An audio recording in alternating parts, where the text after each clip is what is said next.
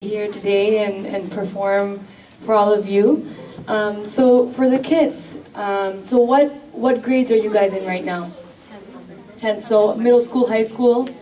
It's a really busy time in school, and I know that it feels like, you know, your first priority is to get into college, write those SATs, study really hard, and you have your social commitment, you want to hang out with your friends, but I remember the thing that I'm hands down the most grateful for is the effort that I put in high school and elementary school and middle school, because once you go to college, you're not going to have time anymore. Once you go to college, then forget. Once you go to work, once you get married, it just gets worse from there on. So it's not far from what Uncle said. I did used to wake up from 5:30 a.m. in the morning and practice, even if it's just for 20 minutes or half an hour a day before school. And it made me, after I went to school, I didn't have to worry about it anymore because I felt like I already did it. So discipline is really, really important, especially when you're in school. And the other thing is I started really progressing when I realized that I actually really love music. In the craziness of the competition and the pressure that you may get from your peers or your parents, I think if you remind yourself that this music is beautiful and we are so blessed to be exposed to it and have the chance to take part in it, that is what kind of made me want to practice, you know, the excitement of learning a new song or learning a new ragam or a new talam. Be curious, be, you know, inspired by it and listen to a lot of music. I think that's what will really help you go forward.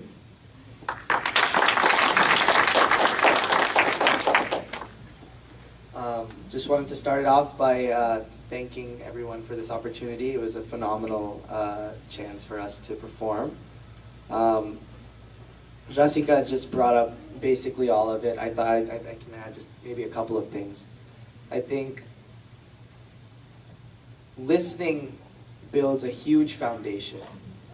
Listening to the old stalwarts builds an even greater foundation. So a lot of the old artists like Arikudi were really the architects of the art form. So listening to how they, at like the early parts of this art form, how they sang these songs really provides a phenomenal blueprint to you on just how you're supposed to approach singing. How are you supposed to take an alapana?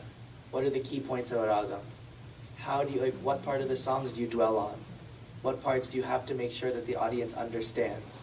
That you learn from one of two things. One is listening, and the second one that we have to come to is the guru.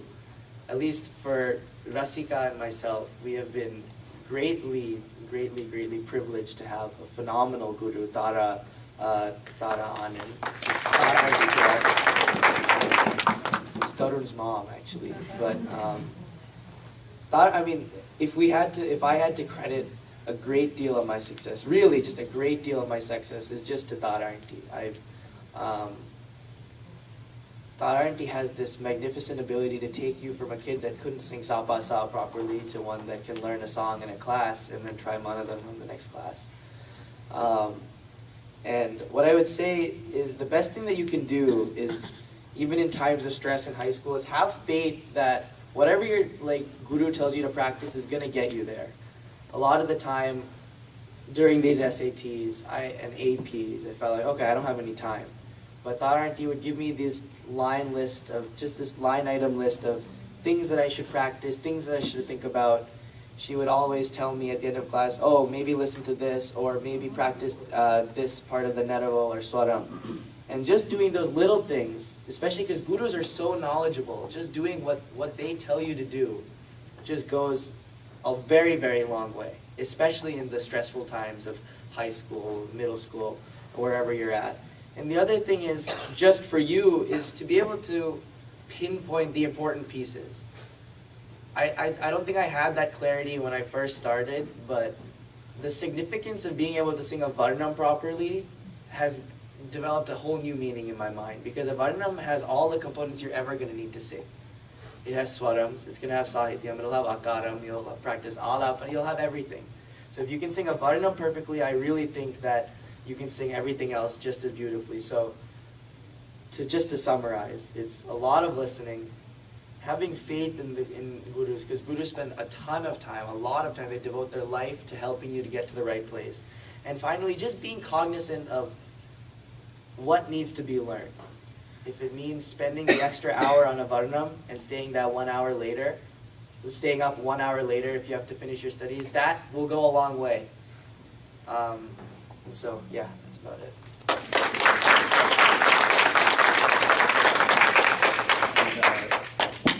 And just to sum it up, I think Rasika and Aditya really covered everything, but just have fun with it. You know, music is one of those things that you can, it's with you always. It may not be the instrument itself, but I always find myself playing on tables or on chairs, but it's always with you. And just remember to, you know, keep it in your mind, and even if you're stressed out with school or anything like that, just go back to music, and it really does help get you through the day.